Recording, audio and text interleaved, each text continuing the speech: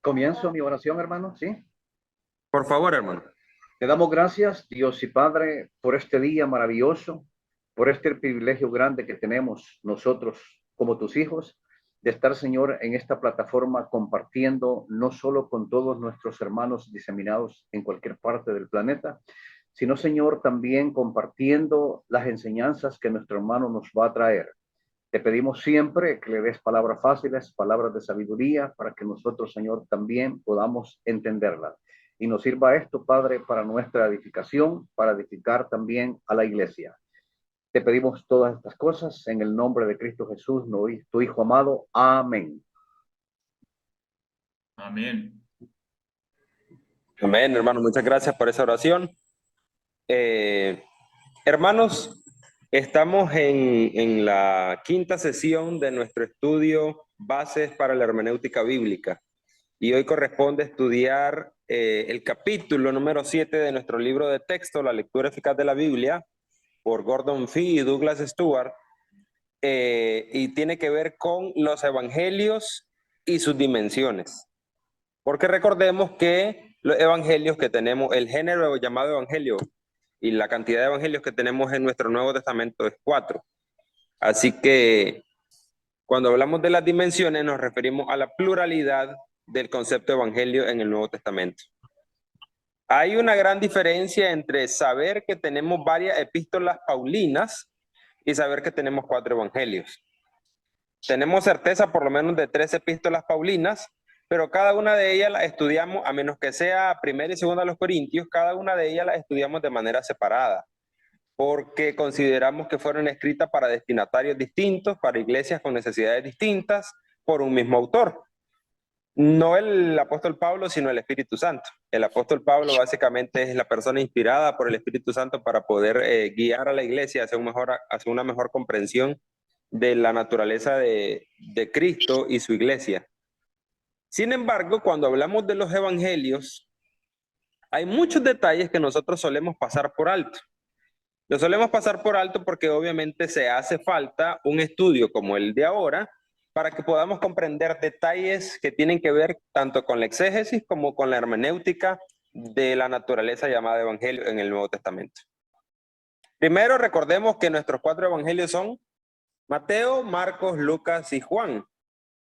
El orden en el canon no necesariamente tiene que ver con un orden cronológico, sino más bien porque Mateo no fue escrito primero que Marcos. La erudición aceptada es que Marcos fue el primer evangelio escrito. Y luego Marcos incluso sirvió como una fuente tanto para Mateo como para Lucas. Pero en el canon se ubica Mateo primero, porque cuando nosotros leemos el contenido de cada uno de los 4 evangelios, nos damos cuenta que el evangelio más judío, el evangelista más judío y de contenido más judío que tenemos es el de Mateo. Así que Mateo sirve como una especie de bisagra entre las profecías mesiánicas del Antiguo Testamento y el Mesías que se ha dado a conocer a partir del Nuevo Testamento. Entonces Mateo, desde su primer capítulo, nos cuenta una genealogía de Jesús, tratando de conectar al Señor Jesús como el Mesías, ya que es descendiente tanto de Abraham como de David. Recordemos que a Abraham y a David se le hicieron promesas respecto a su simiente. ¿Cuál sería esa simiente? Bueno, el Mesías prometido, que se cumple en la persona de Jesús, hijo de David, se le menciona también, pero Jesús es hijo de José y María, terrenalmente hablando. Entonces, tenemos 4 evangelios, Mateo, Marcos, Lucas y Juan, y cuando nosotros leemos esos evangelios, simplemente tendemos a creer que porque son los evangelios y porque nos cuentan de Jesús, es la porción de la Biblia más fácil de interpretar.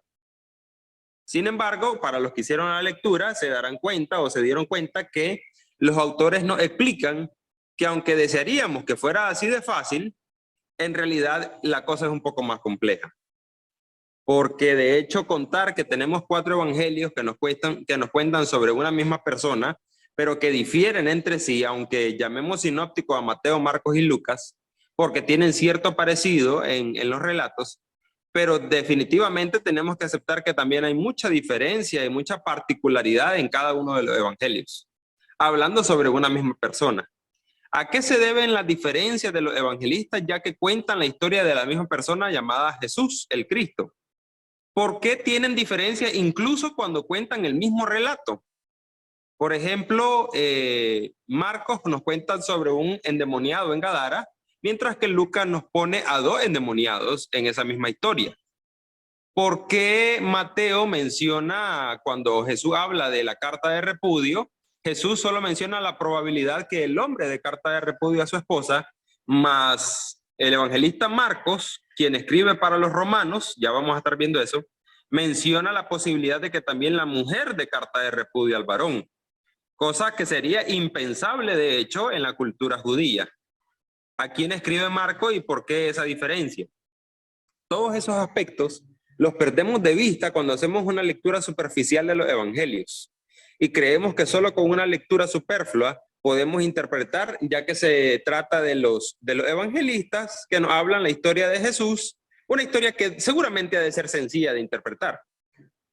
Bien, el primer punto que los autores nos abordan y que nos correspondía hacer en la lectura del capítulo 7 del libro es la naturaleza de los evangelios. Respecto a este punto de la lectura, me gustaría que alguien que diligentemente hizo su lectura nos comentara un poco qué entendió, qué pudo absorber de la lectura cuando tanto el señor Gordon Fee como Douglas Stuart nos explican cuál es la verdadera naturaleza de los evangelistas, o de los evangelios, perdón, de los 4 evangelios. Él plantea un problema y luego nos da una respuesta. ¿Cuál es realmente nuestro entendimiento o la percepción que como lectores intérpretes necesitamos tener cuando entramos a la lectura de Mateo, de Marcos, de Lucas o de Juan? ¿A qué se debe esa naturaleza?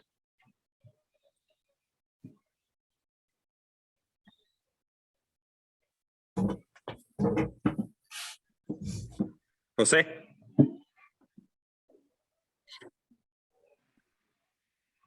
¿Puedo responder algo?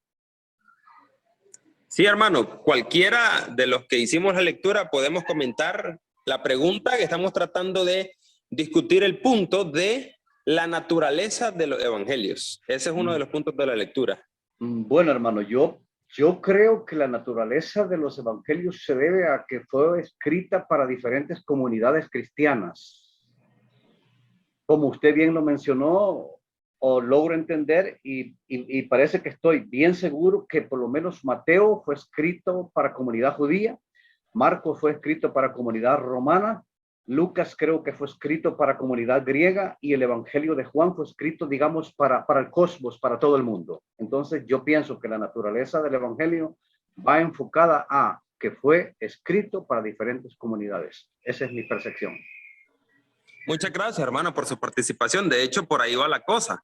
Los autores nos proponen que tenemos que tener en mente cuando leemos los evangelios la idea de que cada uno de ellos, aunque cuentan la historia de un mismo personaje histórico, ciertamente, que es Jesús de Nazaret, aunque ellos nos cuentan esa historia, no pretenden ser, y aquí estamos hablando en sí de manera literal las palabras de los autores en el libro, no pretenden ser una autobiografía de Jesús.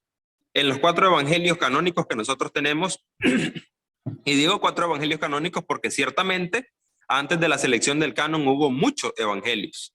Hubo muchos evangelios protoevangelios, hubo muchos evangelios de pseudoevangelios que pretendían obviamente contar la historia de Jesús.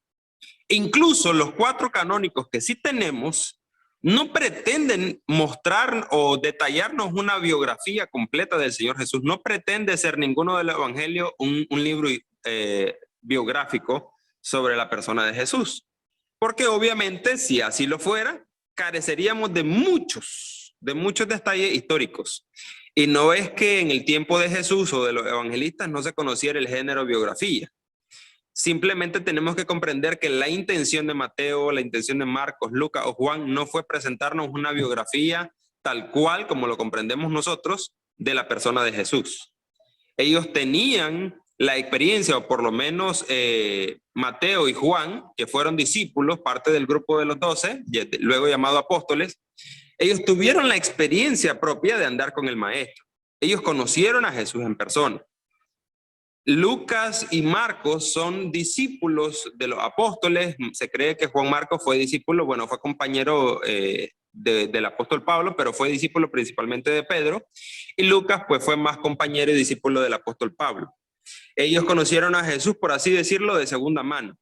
Pero, por ejemplo, Lucas fue muy diligente cuando quiso escribir el Evangelio sobre Jesús. Fue muy diligente, pero no fue un simple compilador de información y para ponerla por escrito, sino que la naturaleza de los evangelios deviene del hecho que primeramente necesitamos comprender que ni Mateo ni Juan, que fueron parte de los 12, andaban con una bitácora a mano para escribir qué estaba diciendo Jesús o qué estaba haciendo Jesús en algún momento X o Y. Aunque nos parece extenso el Sermón del Monte, 3 capítulos en el Evangelio de Mateo, 5, 6 y 7, eso ciertamente no puede ser todas las palabras que Jesús dijo en ese sermón, porque obviamente Mateo no tenía una bitácora, no tenía un libro para registrar, o como si él era de esos que están en los juicios orales, que están tapeando todo lo que se está diciendo, o en una grabadora que se está guardando todo lo que la persona está diciendo y luego se puede escribir. Ni Mateo ni Juan hicieron eso. Aunque ellos sí escucharon, y eso les ha de haber servido mucho, aunque ellos sí escucharon de primera mano, fueron testigos oculares, testigos de primera mano de los acontecimientos y enseñanzas de Jesús, ciertamente tenemos que comprender que cuando los evangelios fueron escritos, aproximadamente unos 30 años después de la muerte, resurrección y ascensión de Jesús, o sea que fueron escritos bastante tiempo después, más de 3 décadas después, en realidad ellos tenían mucho material oral que se había guardado, que se había preservado, tanto de las enseñanzas, lo que en el libro de texto los autores llaman las máximas de Jesús, como también de las acciones, lo que Jesús hacía, la sanidad del paralítico, la sanidad del ciego, la sanidad de aquel, del leproso. Todo eso fue guardado de manera oral, una tradición oral, eran perícopas orales que se guardaron obviamente por un proceso de tiempo cuando la iglesia estaba de manera muy naciente, por así decirlo. La iglesia estaba muy joven. Cuando Marcos, por ejemplo, decide poner por escrito intencionalmente un ejemplo, un evangelio, un registro, tanto de las acciones como de las enseñanzas de Jesús, él se cree, y de hecho los autores nos comentan esta tradición de los padres de la iglesia, se cree que su principal fuente para contar lo que él contó fue el apóstol Pedro. Porque Juan Marcos terminó siendo discípulo del apóstol Pedro. Y se cree que en esa misma tradición de Orígenes del siglo II, señala que Marcos escribe su evangelio y aparece en Roma luego de la muerte del apóstol Pedro. Así que la intención de Marcos tiende a ser dejar un registro de lo que Pedro le había contado a él sobre las enseñanzas y acciones y milagros de Jesús, para dejarlo por escrito a una iglesia que realmente tenía necesidad de identificarse con su Cristo, con su Mesías, con su Señor. En el Imperio Romano la palabra que más predomina es la palabra curios, así que el Evangelio de Marcos va a tener un énfasis marcado en esa palabra en su original griego. Cuando nosotros leemos a Marcos explicando las monedas, las tradiciones y frases arameas de Jesús, como cuando cuenta la historia de la hija de Jairo, Marcos nos dice que Jesús le dijo a la niña Talita Cumi, que significa, y el mismo Marcos lo traduce isofactamente, niña, levántate. Cum en hebreo es levantarse.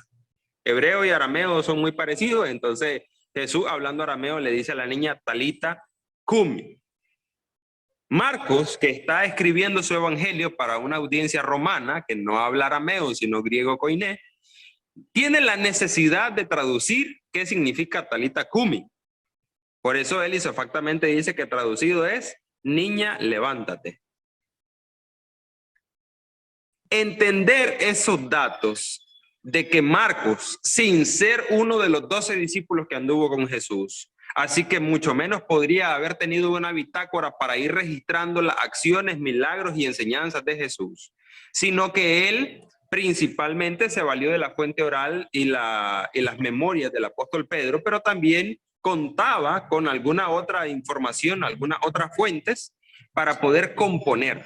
Y en este sentido, los autores nos comentan que básicamente la función de los evangelistas era 3. ¿Quién recuerda ese punto? Es un punto muy escondido en la lectura. La función del evangelista como autor del evangelio, pero inspirado por el Espíritu Santo, era una función triple. Si alguien recuerda esas 3 palabras, significa que diligentemente hizo su lectura. Y no dudo que la mayoría en la sala hayan hecho su lectura, pero hay detalles a los que nosotros le tenemos que poner crucial atención. ¿Cuál era en realidad la labor del evangelista cuando decidió poner por escrito el registro llamado Evangelio de Jesús? ¿Cuál era su intención? Pero ¿cómo fue en realidad descrita por los autores del libro de texto las 3 funciones de cada uno de ellos? De Mateo, de Marcos. La primera sería si ellos tenían fuentes orales de las tradiciones orales, de las enseñanzas y las acciones y milagros de Jesús. La primera tarea que ellos harían, como bien lo dice Lucas, sería la tarea de compilar información. ¿Estamos de acuerdo? A ver, yo recuerdo las 3 palabras, obviamente, pero yo lo que quiero es que ustedes me ayuden, los que hicieron la lectura diligentemente, me ayuden a recordar. La función del evangelista como autor de un evangelio fue primeramente compilar, o sea, recopilar información. Tenemos muchas fuentes orales, tenemos muchas pericopas orales que circulan en la iglesia naciente y ahora queremos poner por escrito lo que Jesús, quien ya murió, resucitó y está en el cielo, nos dijo, nos enseñó, nosotros vimos de él. Y si yo soy Marcos o soy Lucas, quien no fue uno de los 12 que anduvo con Jesús, que no vio esos acontecimientos de primera mano, entonces necesito valerme más bien de lo que en la iglesia naciente circula. Las tradiciones orales de las enseñanzas de Jesús. Entonces eso me pone a mí en una labor de compilador. Primero voy a tratar de recabar información, como bien dice Lucas, que él diligentemente investigó. Y él tenía por así decirlo, siendo un médico, tenía la base académica, por así decirlo, la base intelectual para darse a la tarea de recabar suficiente información. Luego,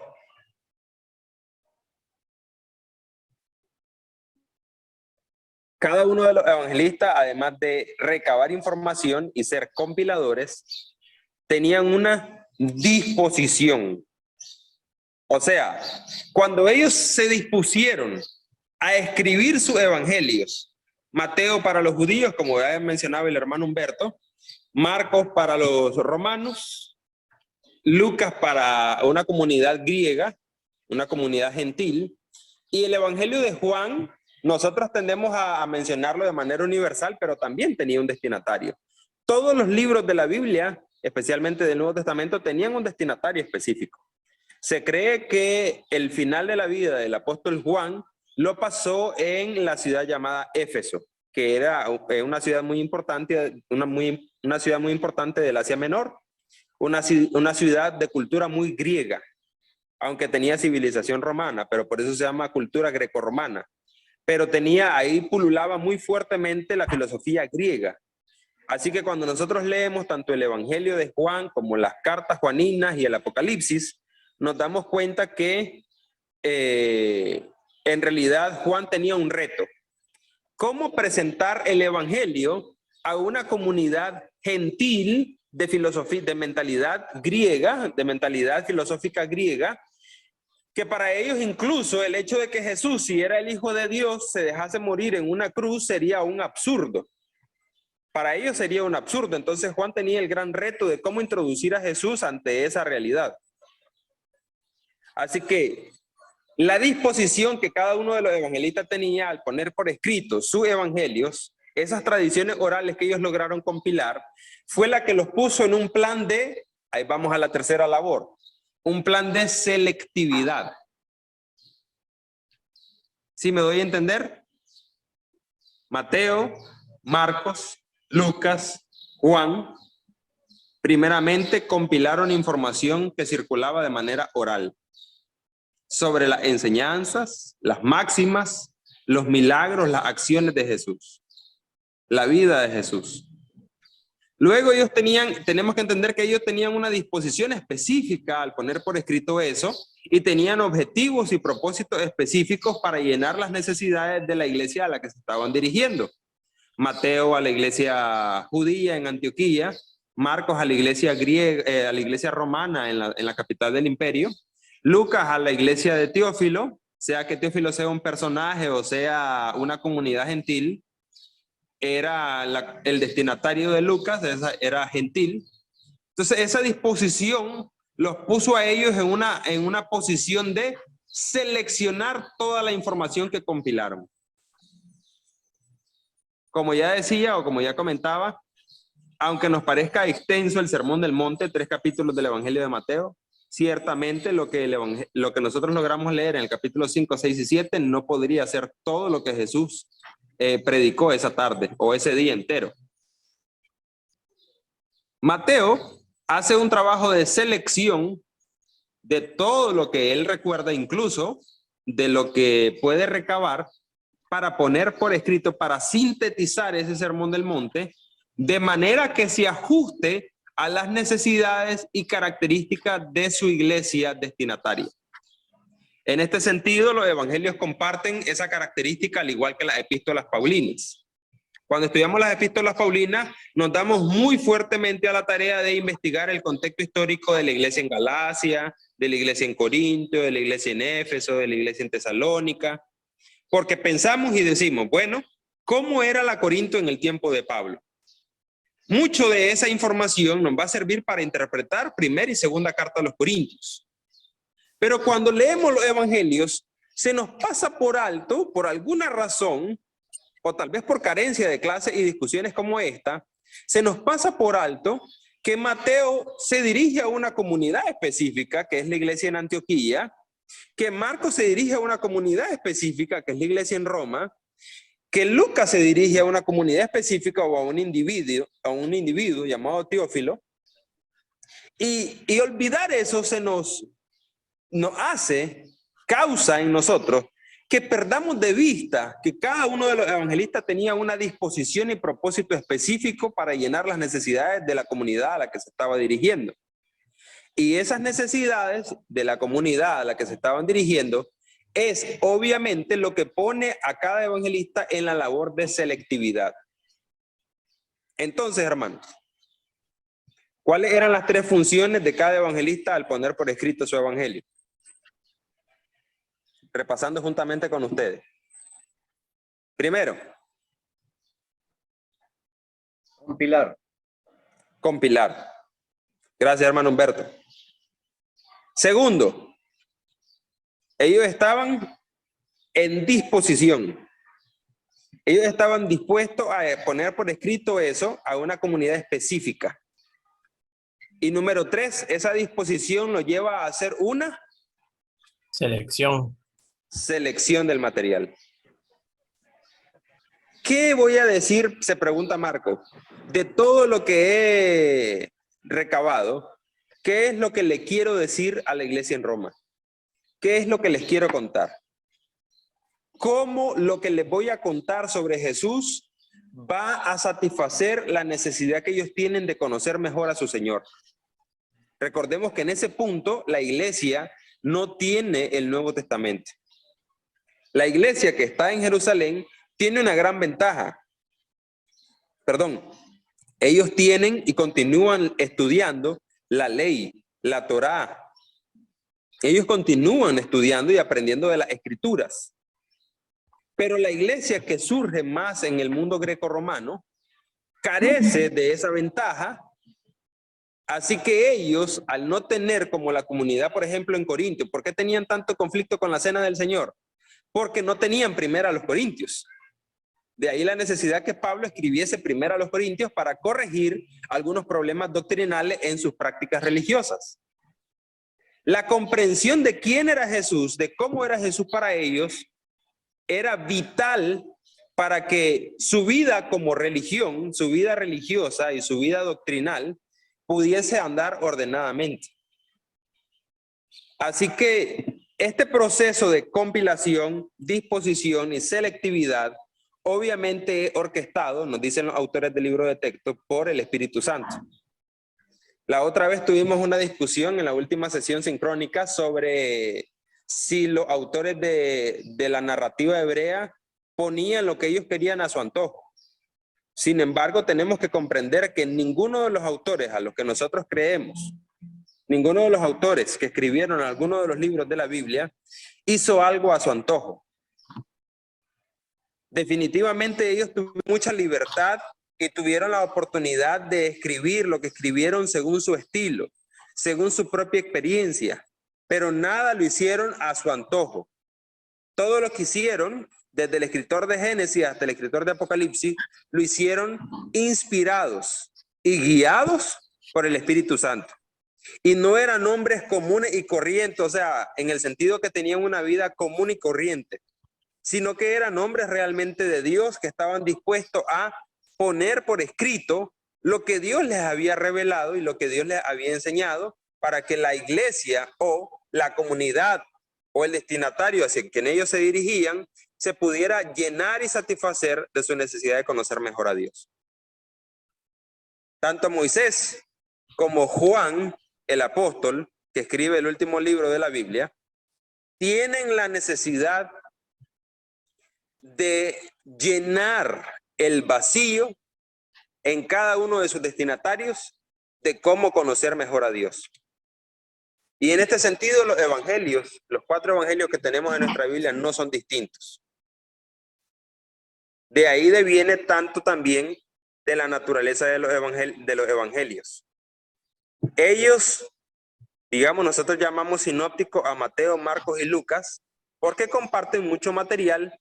Sin embargo, también tienen marcadas diferencias. Según lo que hemos discutido, ¿a qué se deben estas diferencias?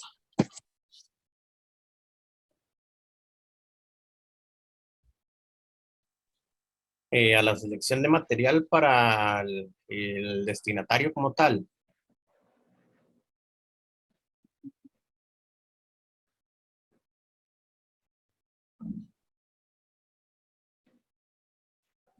Perdón, yo escuché que hermano José estabas hablando, pero escucho muy bajito. Ahora.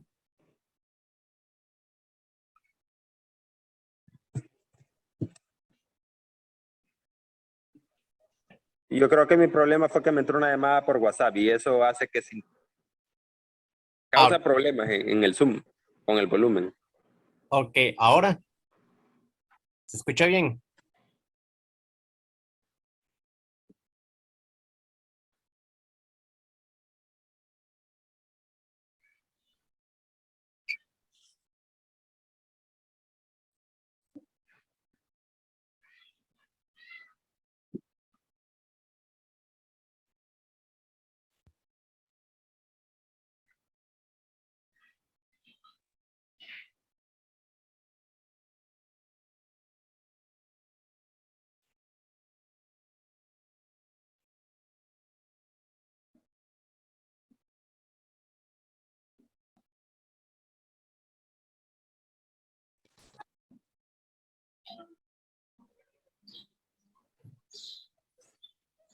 Ahora sí. Quiero probar si alguien puede hablar, por favor, para ver si escucho mejor. Tuve que salir y volver a entrar. Te oímos potente. Ok, ustedes me escuchan bien y estoy seguro que antes también, pero yo ya no lo escuchaba. Después de que entra una llamada de WhatsApp, cuando uno está en sala de Zoom, se crean problemas en el volumen. ¿Por qué? No sé. Bueno, la pregunta que tenemos en pie en este momento es, y yo quisiera que la mayoría participen. De hecho, me gustaría que el que pueda encienda su cámara. Comprendo que a veces nos conectamos desde nuestro centro de trabajo o algo así, y en ese sentido es verdaderamente comprensible. Pero si usted está en un cuartito y está enfocado en la clase, por favor encienda su cámara, de manera que no me hace sentir solo. Solo me siento acompañado por el hermano Humberto y el hermano Carlos, que están aquí con su cámara encendida. pero cada uno que pueda encender su cámara y así podemos conectarnos mejor. Yo no estoy utilizando presentación y luego se lo explico. Así que eso me permite estar pasando para ver sus caras, hermano, para poder no sentirme solo aquí dentro de este espacio. Saber que estoy dando la clase a personas reales y no a una foto. Pues yo no le he encendido porque estoy enferma, pero si usted quiere, yo le... No se preocupe, hermana. El video no transmite el virus. Pues, hermano, aquí voy, pues. Usted la puede encender. Si usted quiere, usted la puede encender. Nosotros no vamos a tener problema con que estornude con la cámara encendida. Es que le preocupa la apariencia como enferma, eso es. ¿Cree usted? Bueno, por eso decía, el que pueda encender su cámara porque está ahí frente a su dispositivo recibiendo la clase, entonces bienvenido, hágalo. Si usted está en su centro de trabajo y no puede encender la cámara, vamos a comprender, pero el que pueda lo vamos a agradecer para que podamos interactuar un poquito más. Hermanos, gracias hermano César Onofre, un placer verlo. El hermano Henry. Hermanos, me disculpo porque no estoy utilizando presentación en PowerPoint como normalmente hago, ustedes lo saben. Tuve problemas con la computadora, entonces no tengo acceso a la presentación. Básicamente estamos haciendo, obviamente, yo preparé la presentación sobre la base del contenido del material, así que domino perfectamente el material y puedo hacer una discusión en grupo con ustedes para que no volvamos a postergar o para que no postergáramos la clase un sábado más, porque ya lo hicimos. Por eso me atreví a dar la clase sin presentación, porque ya la postergamos el sábado pasado para hoy. Pero yo quisiera que notáramos todos juntos la trascendencia y la importancia del tema que estamos discutiendo hoy. ¿Por qué? Porque los evangelios son, además de las epístolas paulinas, los libros del Nuevo Testamento y de hecho de toda la Biblia que más citamos en nuestros sermones y en nuestras clases, ¿sí o no? Sí, señor. ¿Cuándo fue la última vez que usted escuchó un sermón sobre Malaquías? A menos que fuera evangélico y que va a una iglesia evangélica que todos los domingos le citan Malaquías y el robar del diezmo. Pero ¿cuándo fue la última vez que en la iglesia de Cristo usted predicó o escuchó un sermón, una clase sobre Malaquías, sobre Sofonía, sobre Ageo, sobre Cantar de los Cantares, sobre Deuteronomio? ¿Verdad que no? Hace mucho, tal vez ni recuerda cuándo. Pero ¿cuándo fue la última vez que escuchó un sermón sobre alguna de las epístolas paulinas o los evangelios? Seguramente el domingo pasado o el domingo antepasado. El predicador mencionó algunos de los pasajes que mencionó, tuvo que haber sido entre los evangelios o las epístolas paulinas. ¿Por qué? Son los libros de la Biblia más comunes que utilizamos en nuestra liturgia. Casi todos los domingos se lee primero los Corintios capítulo 11 y capítulo 16 para hablar de la cena del Señor y de la ofrenda. Casi siempre estamos estudiando algunos de los evangelios en nuestra clase dominical. Raramente se estudian otro tipo de libros de la Biblia, por lo menos aquí en las Agüitas estamos estudiando los libros sapienciales ahora en nuestra escuela dominical. Pero es muy común que estemos estudiando los evangelios, las cartas paulinas, y si los evangelios son un material muy común de estudio en nuestras iglesias, en nuestras congregaciones, deberíamos de poner especial y profunda atención en este estudio, especialmente de la sesión de hoy. Estamos hablando de los evangelios y sus dimensiones. Estamos discutiendo cuál es la verdadera naturaleza de los evangelios. Yo sé que ustedes, en la experiencia que tienen ya en la iglesia, no creen que Mateo andaba con una bitácora registrando todo lo que Jesús estaba haciendo y luego, bueno, aquí está la bitácora, ahora ordenemos esta información para presentársela a la iglesia en Antioquía. Yo sé que ustedes ya comprenden que la cosa no era así, sino que Mateo, aunque fue testigo ocular y de primera mano, tanto de los milagros, de algunos acontecimientos de la vida de Jesús y de las enseñanzas de Jesús, y eso le da una gran ventaja en relación a Marcos o a Lucas, sin embargo, él tuvo también que hacerse o darse a la tarea de investigar. Cuando él había caminado ya unas 3 décadas después de que Cristo ya no estaba presencialmente con su pueblo, con la iglesia, entonces surge la necesidad de mantener viva la identidad de quién es el Señor. Porque comprender quién es Jesús determina en gran manera el cómo vivimos nuestra vida cristiana. Nuestra teología determina mucho de nuestra moral.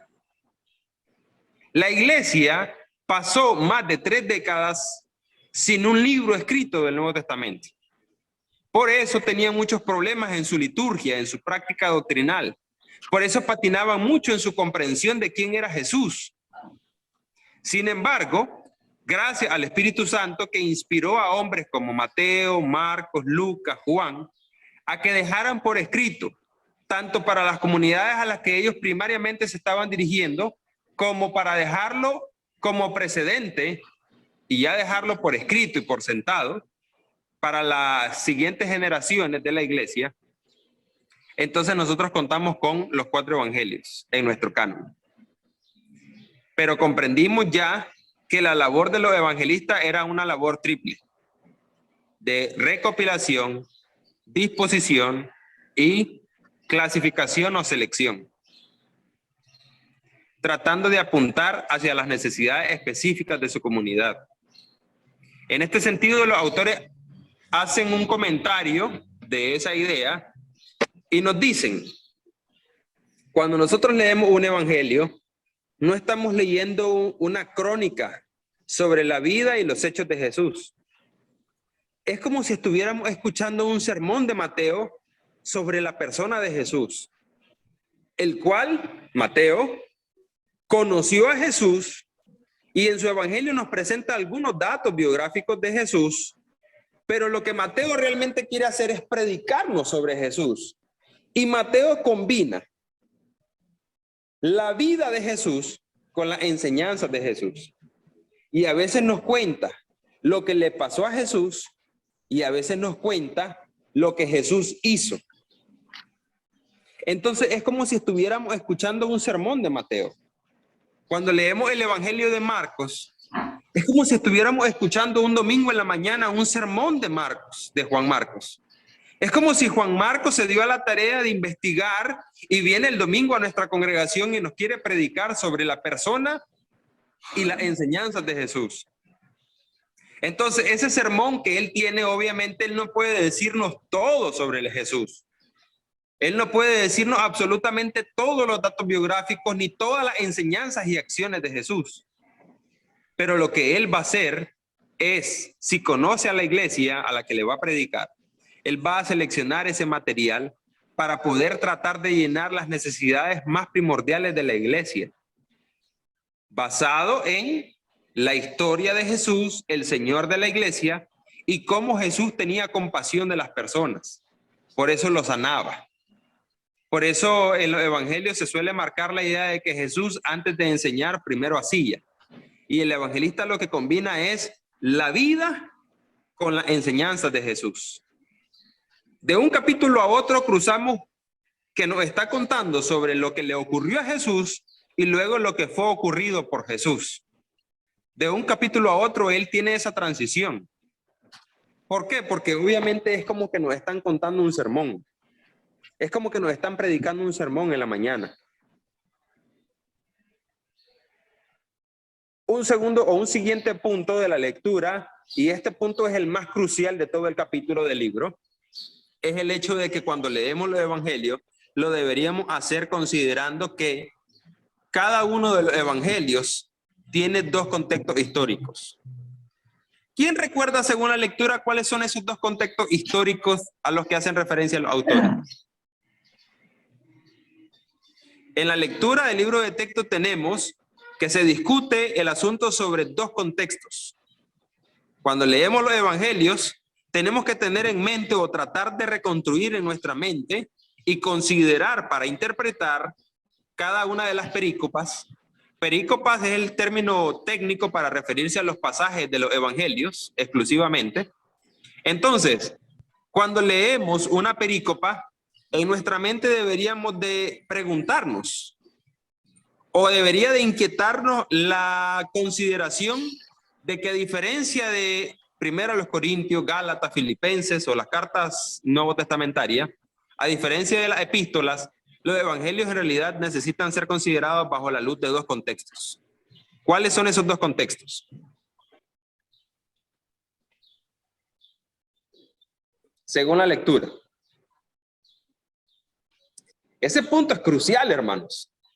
Ese punto es crucial para un verdadero y mejor entendimiento de cada perícopa de los evangelios. Y estoy seguro que si ustedes están tomando este curso es porque quieren aprender a interpretar los evangelios, de manera que la lectura es realmente enriquecedora al respecto de los dos contextos. Todo lector e intérprete de los evangelios debería de considerar dos contextos, dicen los autores. El histórico y el literario.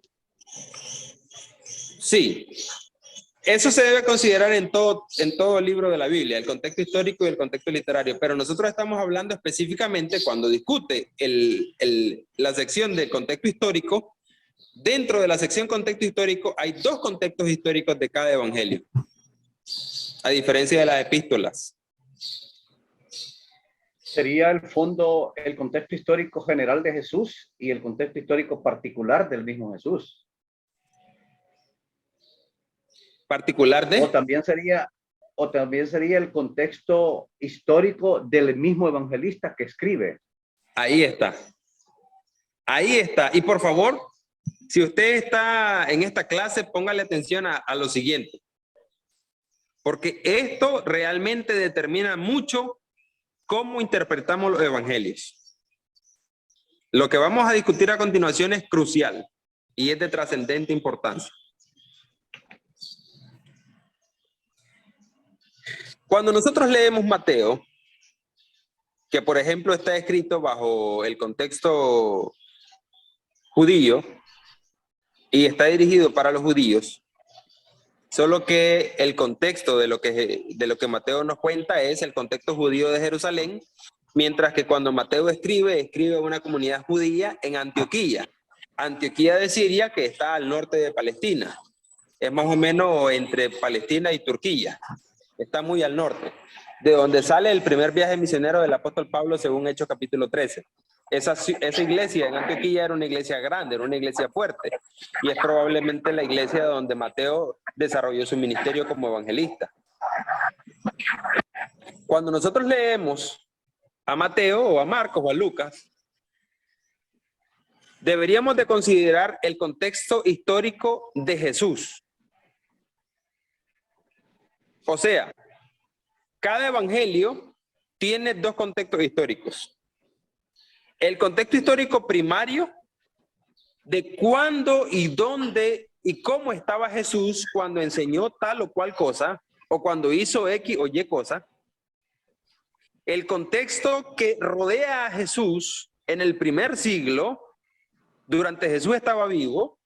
Sabemos que los escenarios en los que Jesús se movía, según el evangelio, Marcos lo sitúa mucho en Galilea, obviamente porque tiene un énfasis para hacerlo.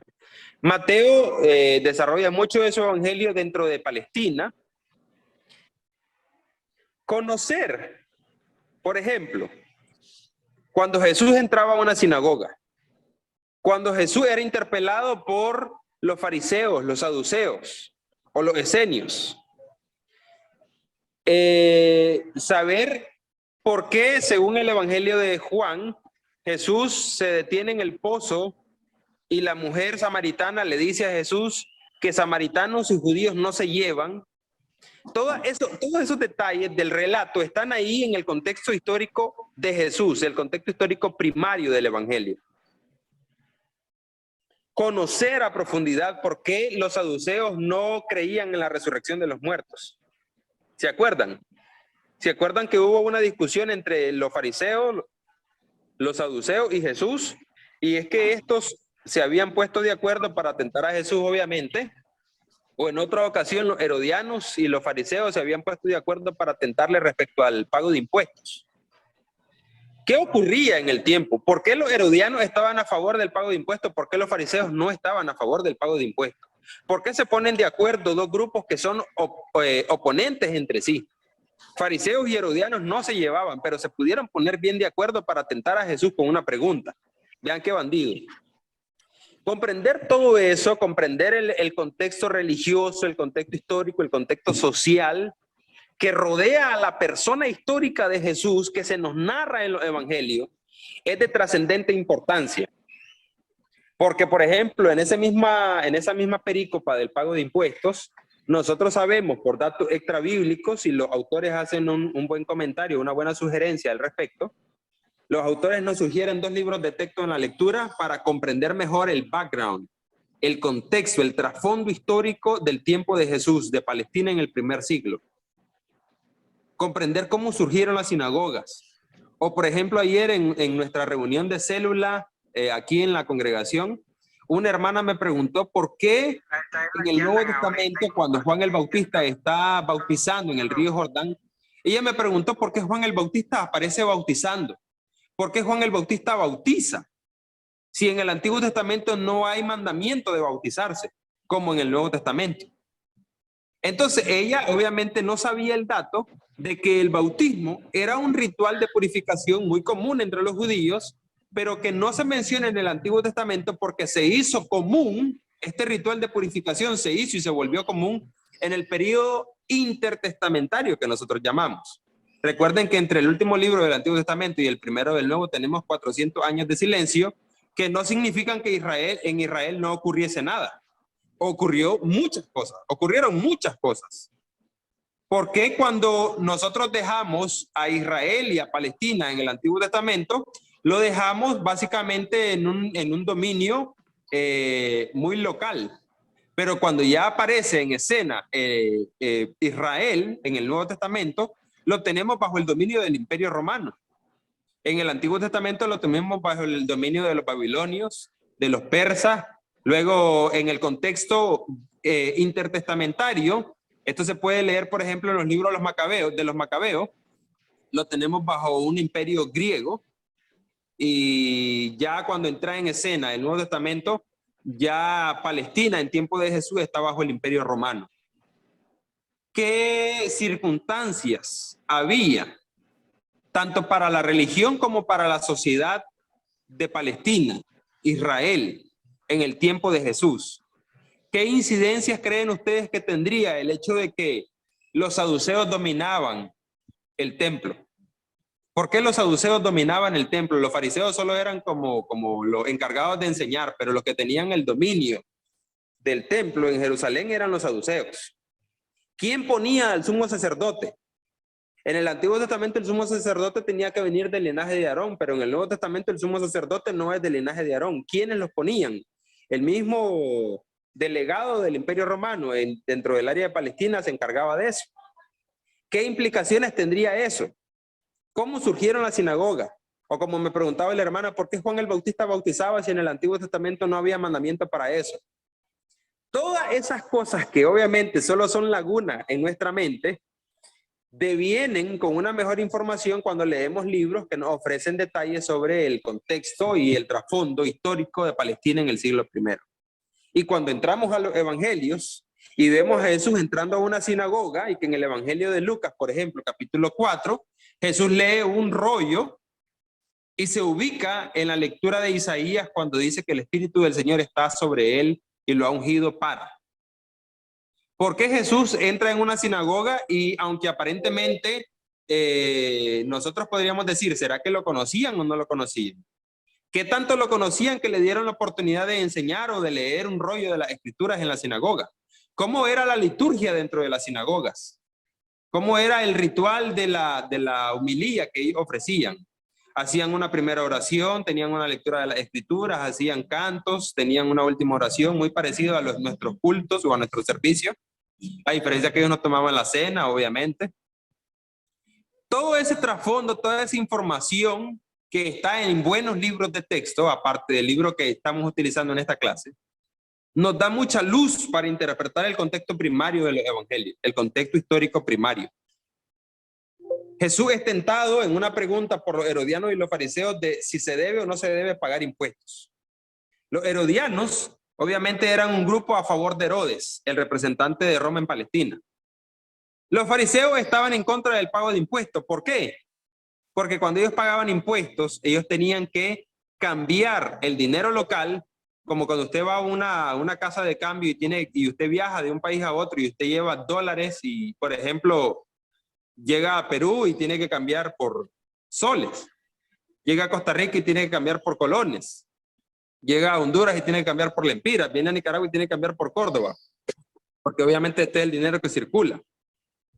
Entonces, cuando los fariseos que tenían su dinero local, que obviamente su dinero local no tenía nada de imágenes, porque es lo primero proscrito en el decálogo de Moisés, el decálogo de los 10 mandamientos, porque ellos están en contra del pago de impuestos. Porque al cambiar su dinero por el dinero del imperio, obviamente esa moneda que utilizaban para pagar los impuestos tenía la imagen del César. Y eso lo hacía verdaderamente, lo hacía enfadar, porque sentían que estaban quebrantando el primer mandamiento de hacerse imagen. Y sentían que de alguna forma el pago de impuestos los hacía caer en idolatría. Toda esta información es de vital importancia cuando nosotros leemos un pasaje como Marcos capítulo 2. ¿Estamos de acuerdo? Consideramos que es verdaderamente importante conocer el contexto histórico primario de Jesús en los evangelios. Pero ahora, el segundo contexto es el contexto particular de los evangelistas.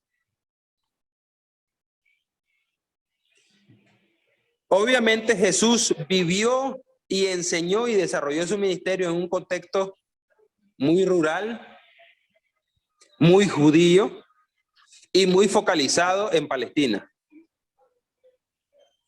Jerusalén, un poco de Samaria, un poquito de Decápolis, cuando sanó al endemoniado gadareno, mucho de Galilea. Y Galilea es un contexto rural. Cuando él está desarrollándose en Galilea, él necesita utilizar muchas parábolas, como la parábola del sembrador, porque él se está dirigiendo a una comunidad, él se está dirigiendo a personas que son pescadores, que probablemente son agrícolas, son agricultores, son ganaderos. Y su forma de enseñanza tiene que estar contextualizada a su audiencia. Porque Jesús utiliza muchas símiles, muchas analogías, mucha hipérbole, porque era la forma que la audiencia original de Jesús lo podía entender. Pero luego nosotros tenemos que esa historia que tiene un contexto primario es narrada, es contada por Mateo, por Marcos, por Lucas, pero es narrada hacia una comunidad, hacia una iglesia de un contexto completamente distinto. Mateo va a narrar cosas que Jesús enseñó en Palestina, pero lo va a narrar para una comunidad judía en Antioquía, que es una mega ciudad, es una metrópolis en relación a Jerusalén. Es como si yo estuviera, hermano César, es como si yo quisiera predicar allá por el lago Titicaca, en la comunidad de Puno, que estuvimos por ahí en enero con el hermano Rocky. Tengo que ubicarme y tratar de adecuarme a la forma de ser de esas personas, estudiarlas, analizarlas. Jesús era un maestro, un experto en la enseñanza, y él se contextualizaba. Y luego yo me mudo a Lima y comienzo a predicar en una iglesia en Lima. Obviamente el contexto y la vida de los limeños es distinta, ¿sí o no? Y mi forma de enseñar tiene que estar contextualizada al contexto de mi audiencia. Así que aunque Mateo, Marcos y Lucas nos van a contar la historia de un Jesús, de un contexto muy rural, muy judío, esa historia va a ser contada para una iglesia en Roma, la capital del imperio, como si estuviésemos hablando de Nueva York o Los Ángeles. Obviamente ser la capital del imperio tiene muchas incidencias, positivas y negativas. Y eso significaba un reto para el evangelista. Y en ese sentido los autores nos dicen que los evangelistas y cada evangelio es como un paradigma para nosotros los predicadores del siglo XXI. ¿Por qué? Porque Mateo, Marcos, Lucas tenían información del contexto primario de Jesús, la enseñanza en su contexto original, pero ellos tuvieron que adecuar esa información y contextualizarla hacia sus destinatarios. Mateo a Antioquía, judíos; Marco a los romanos en la capital del imperio; Lucas hacia una comunidad gentil griega; y Juan también.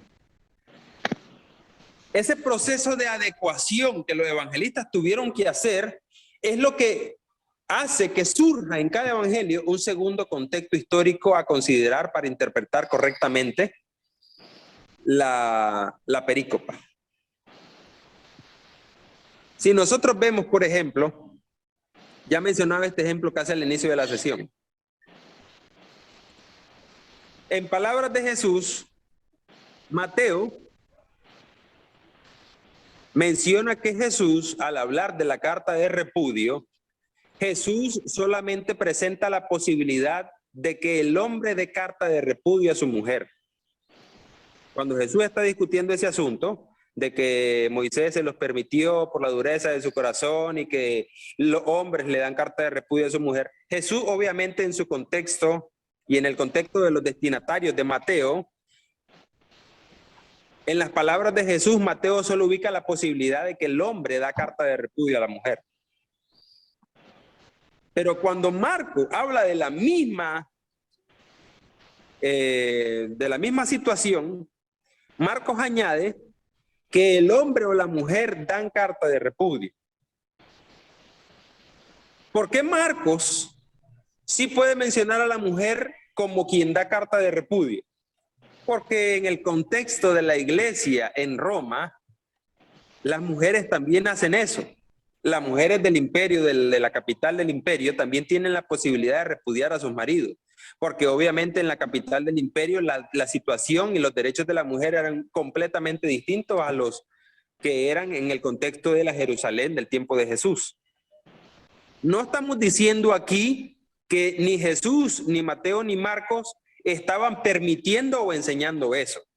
Estamos diciendo que ellos estaban hablando de una realidad.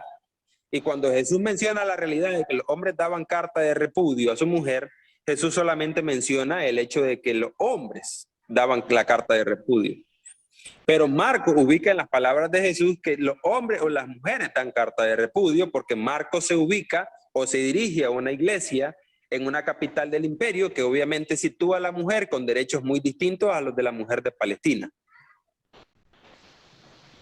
Eso hace que nosotros comprendamos la necesidad de la doble o del doble contexto histórico de cada evangelio. Esto hace los evangelios de manera muy distinta a las otras epístolas o a las epístolas paulinas, a las epístolas nuevotestamentarias o a cualquier otro libro del Nuevo Testamento. Porque, por ejemplo, cuando Pablo escribe a la iglesia en Corinto, Pablo solo tiene un contexto en mente: sus destinatarios, su propia vida en relación a sus destinatarios. Pero cuando Mateo va a escribir su evangelio o cuando Marcos va a escribir su evangelio, ellos tienen dos contextos.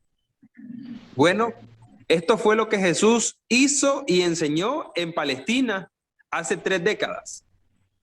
Pero ahora, ¿cómo yo puedo ubicar y contextualizar esa enseñanza y acciones y milagros de Jesús hacia el contexto de la iglesia en Roma, en Antioquía, en el mundo griego para Lucas? Entonces, esa tarea de contextualizar el contexto primario hacia sus destinatarios era una tarea titánica. Y obviamente sin la ayuda del Espíritu Santo los evangelistas no hubieran podido lograr ese propósito. Porque en todo esto no estamos diciendo que los evangelistas actuaron con voluntad, con libre voluntad. En todo esto estamos diciendo que el verdadero autor y el que orquestó todo este fenómeno que tanto estamos mencionando y que tantas implicaciones tiene, se llama el Espíritu Santo. Toda la escritura es inspirada por Dios y es útil para enseñar, redarguir, instruir, corregir. Y el mismo apóstol Pedro también reconoce que aunque hay algunas cosas de Pablo difíciles de entender, aceptamos que los santos hombres de Dios hablaron inspirados por el Espíritu Santo, movidos por el Espíritu Santo, para llenar necesidades particulares de las iglesias a las que se estaban dirigiendo. En este sentido, entonces, hemos discutido la naturaleza de los evangelios, la función triple de cada evangelista de compilar, disponer y seleccionar. Estamos ahora discutiendo el hecho de el doble contexto histórico de cada evangelio. Le estoy mencionando la síntesis de lo que hemos discutido para que usted lo mantenga según la lectura. Y luego los evangelios, los autores del libro de texto nos presentan un punto verdaderamente crucial. Cuando leemos los evangelios, dicen ellos, deberíamos de hacer una lectura vertical y una lectura horizontal. ¿Se acuerdan de esa parte de la lectura? Cuando leemos los evangelios, Mateo, Marcos, Lucas o Juan, nuestra lectura de los evangelios debería tener dos direcciones. Debería ser una lectura vertical y una lectura horizontal. ¿A qué se refieren los autores con eso? Con la lectura vertical y la lectura horizontal. Vamos a tener un receso de 5 minutos y luego regresamos. Si quiere darle una ojeadita a la lectura para poder repasar ese punto de la lectura vertical y la lectura horizontal, tiene permiso. Por ahora necesito tomar un poquito de agua y tomar un recesito de 5, no más de 7 minutos. Amén.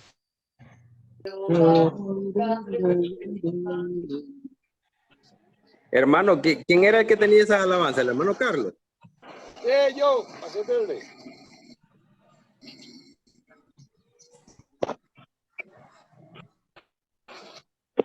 ¿Estamos listos para retomar?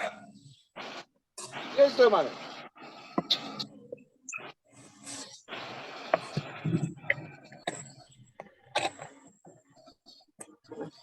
Hermano Adiel. Mucho gusto verlo, hermano. Adiel Zapata. Todavía recuerdo cuando nos conocimos en la cancha de Baxter. Buenas tardes, hermano. ¿Qué tal? Bueno, sí, aquí estoy, hermano. No, que está cayendo mucha lluvia, no lo escucho muy bien. Ya, comprendemos. Sí, así es. Hermano César. Sí, hermano, todo me acuerdo. Que andaba antes, porque en ese hablan de la disolución. Me alegra mucho verlo. ¿Cómo han estado? Que persevera con nosotros, hermano. Hemos perdido a varios estudiantes de Perú, pero me alegra que alguien pilar en la congregación como usted se mantiene con nosotros. No, hermano, a la orden. Estamos aquí aprendiendo bastante, así que un gusto escucharlo siempre, hermano Juan Carlos. Si Dios lo permite, hermano, hay un viaje para su país en enero. Nos gustaría poder visitarlo con mi familia. Ah, con gusto, hermano, con gusto. Con gusto, Ahí coordinamos. estoy en contacto con el hermano Jonathan Cooper, pero si podemos estar en contacto para que planeemos algo, sería perfecto. Ya, sí. Jonathan congrega en la congregación donde estoy yo. Sí. Ya, hermano, Sí. estamos a la conversación y coordinamos, hermano, con todo gusto. Estamos ahí para poder recibirlos, hermanos. Gracias, hermano. Bueno, retomemos nuestro capítulo y quisiera comenzar entonces dando participación, a ver si lograron hacer un repasito de la lectura cuando los autores hablan de la lectura vertical y la lectura horizontal. Hay otra manera de decir eso, hay una manera más técnica de decir eso, y es una lectura diacrónica y sincrónica de los evangelios. Pero primero me gustaría escuchar comentarios de parte de ustedes si hicieron un repasito de la lectura. ¿A qué se refieren los autores con lectura vertical y horizontal de los evangelios?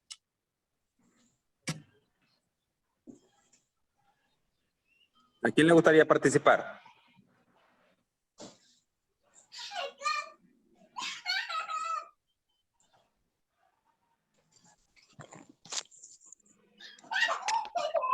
Hermano, yo no leí la verdad el capítulo, pero de repente sí le di una pequeña ojeada en este interceso.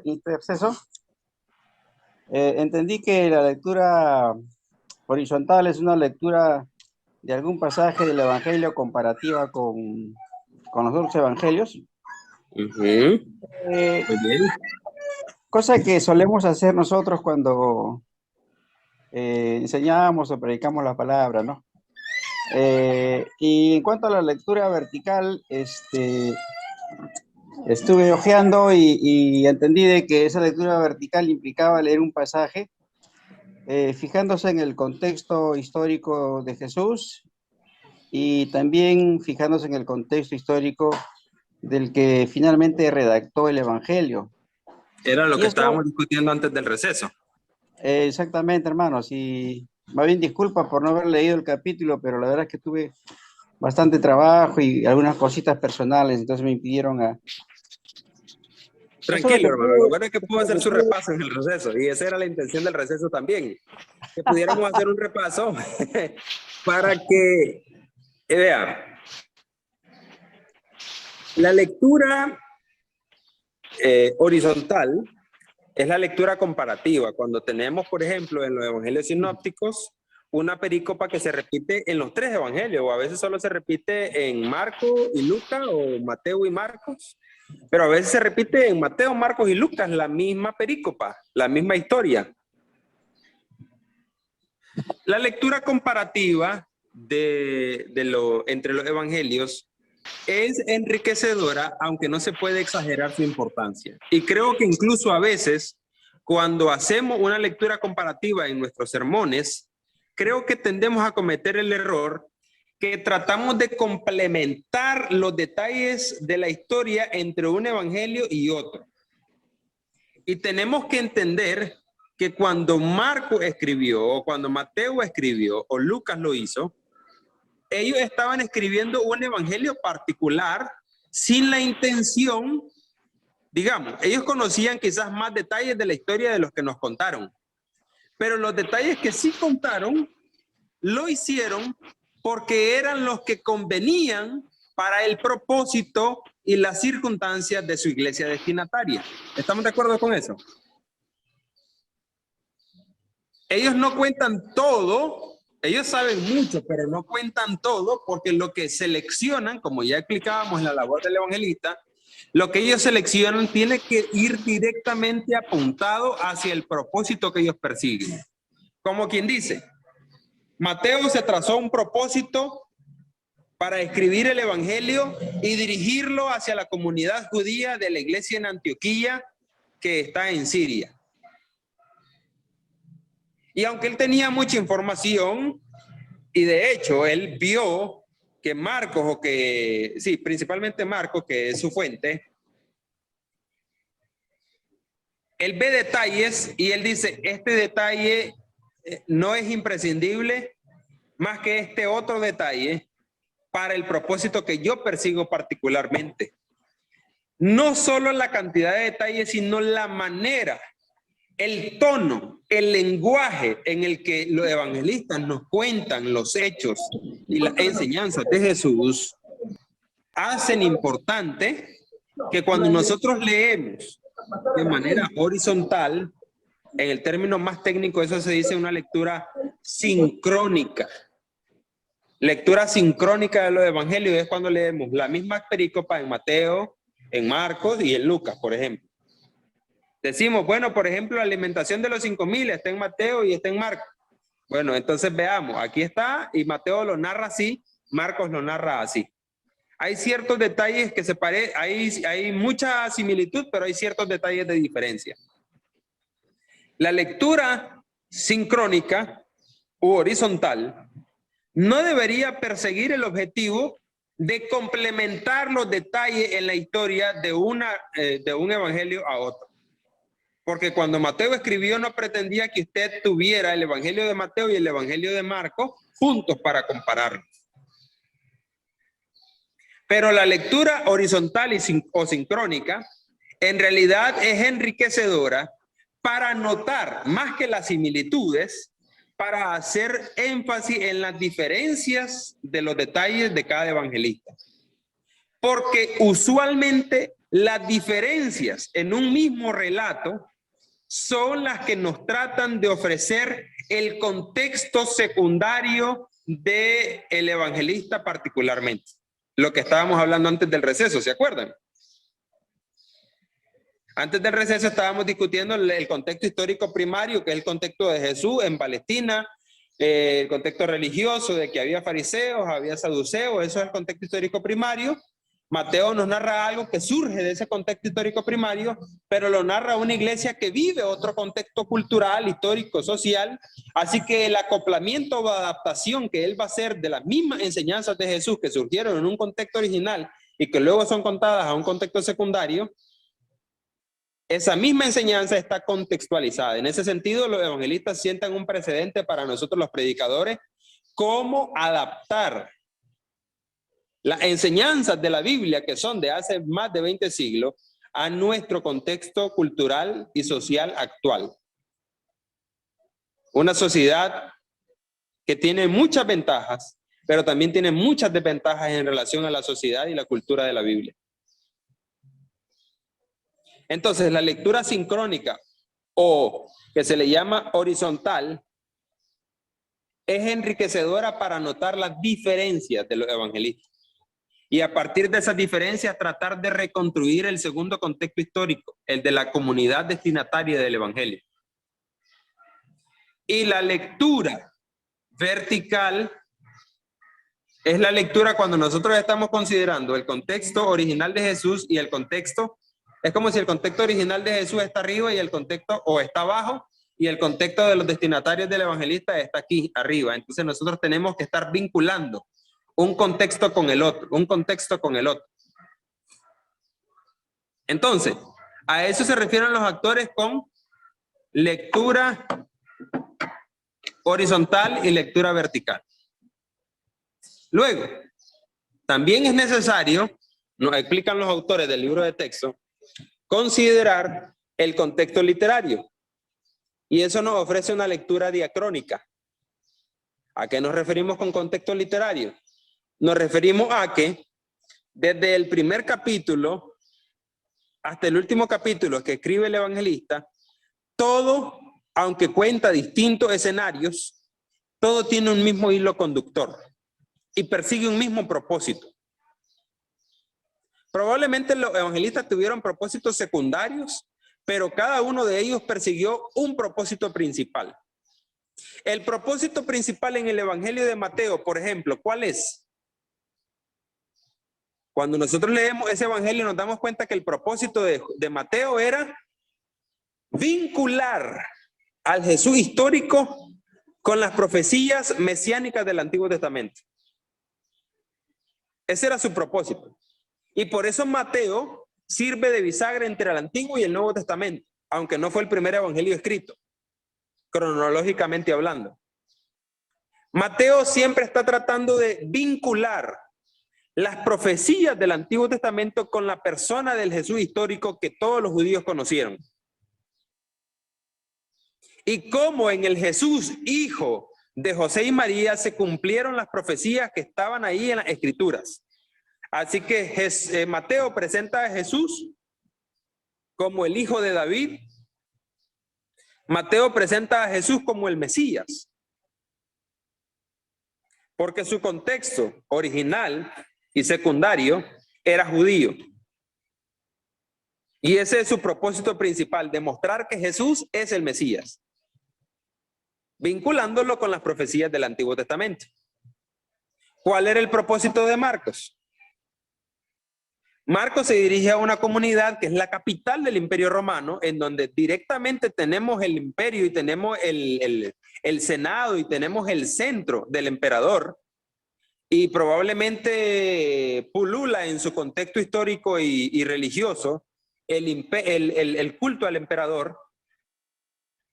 En su contexto de Roma, obviamente la palabra kurios, señor en griego, todo mundo, todo romano conoce que el kurios, o sabe que el kurios es el emperador, el César. Así que el principal objetivo y propósito que persigue Marcos al contarnos la vida y las enseñanzas de Jesús es demostrar que Jesús es el verdadero kurios, que Jesús es el verdadero Señor, que Jesús es el Señor de señores, por encima del César, porque ese es el principal reto religioso que tienen sus destinatarios. Los destinatarios a los que se dirige Marcos, obviamente, tienden a aceptar que el Señor es el César. Pero Marcos necesita demostrar que el verdadero Señor es Jesús, el Hijo del Hombre. Y ante una moral corrupta en la capital del Imperio Romano como Roma, la necesidad de demostrar que Jesús es el verdadero paradigma de moral está latente en el Evangelio de Marcos. Entonces, el propósito que cada evangelista tenía con su destinatario marca un hilo conductor desde el primero hasta el último capítulo, recordando y advirtiendo que cuando Mateo, Marcos y Lucas y Juan escribieron, ellos no hicieron división de capítulos. La división de capítulos en nuestra Biblia es una situación muy contemporánea, muy posterior, solo con un efecto de practicidad, para que fuera más práctico leer la Biblia. Cuando usted le dicen, leamos Mateo, el Sermón del Monte, ¿y a dónde está el Sermón del Monte? Y usted anda de arriba para abajo. No, capítulo 5, capítulo 6 y capítulo 7. Especialmente vamos a leer la bienaventuranza. El capítulo 5, primeros versículos. Pero ¿qué tal que no tuviéramos división de capítulos? Leamos las bienaventuranzas en Mateo. ¿A dónde está? Ahí búsquelo en Mateo. Y la iglesia se pasaría 5 minutos buscando las bienaventuranzas si no tuviéramos división de capítulos en los evangelios. Pero cuando Mateo escribió, no escribió capítulo 1, capítulo 2, capítulo 3. Y eso, saber que ellos no hicieron esa división por capítulos, nos ayuda a entender que en realidad desde el inicio hasta el final es como si ellos estuvieron y escribieron un solo discurso. En el que aunque en el capítulo 2 tengamos una historia muy distinta a la del capítulo 3, al fin y al cabo todo tiene un mismo hilo conductor en la narrativa. Y ese hilo conductor se hace imprescindible cuando nosotros estamos leyendo un segmento, lo que llamamos técnicamente perícopa de los evangelios. Les voy a poner un ejemplo de eso porque yo sé que con ejemplos aprendemos más que con teoría. Solo permítanme tomar un trago de agua, por favor.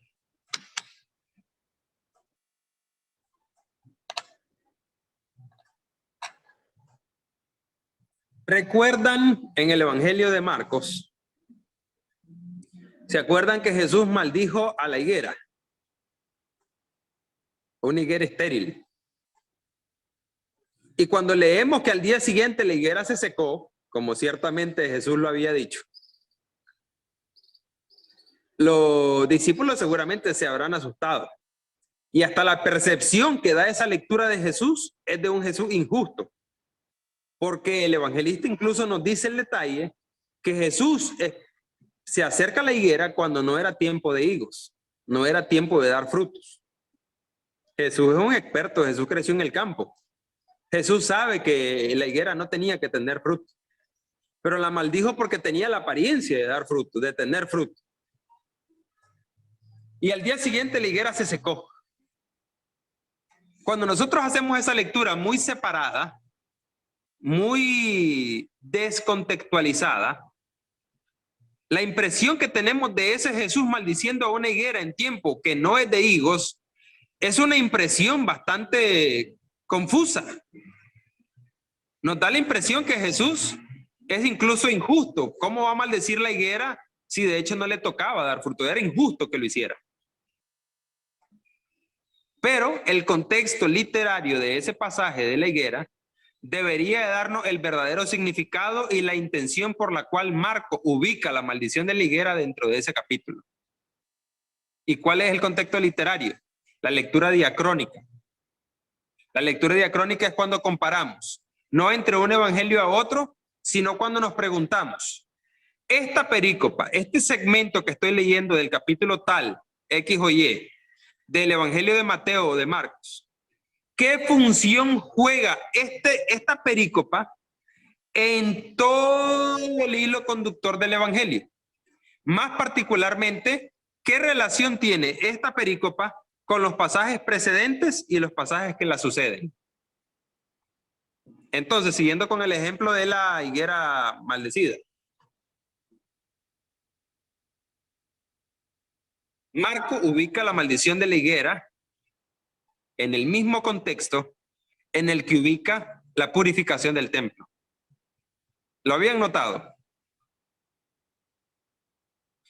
Marcos ubica en el mismo contexto literario, en los mismos 2 capítulos, la maldición de la higuera y la purificación del templo por parte de Jesús.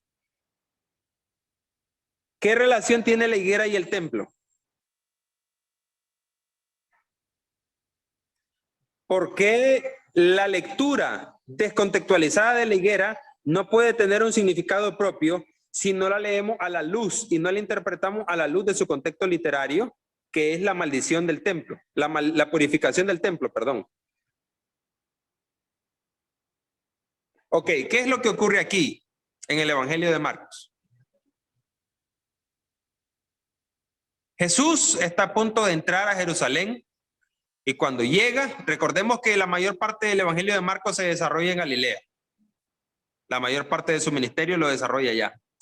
Pero cuando Jesús llega a Jerusalén, de camino se encuentra con la higuera, la maldice, al día siguiente se seca, pero cuando entra en Jerusalén, Jesús ve un templo que de apariencias es hermoso.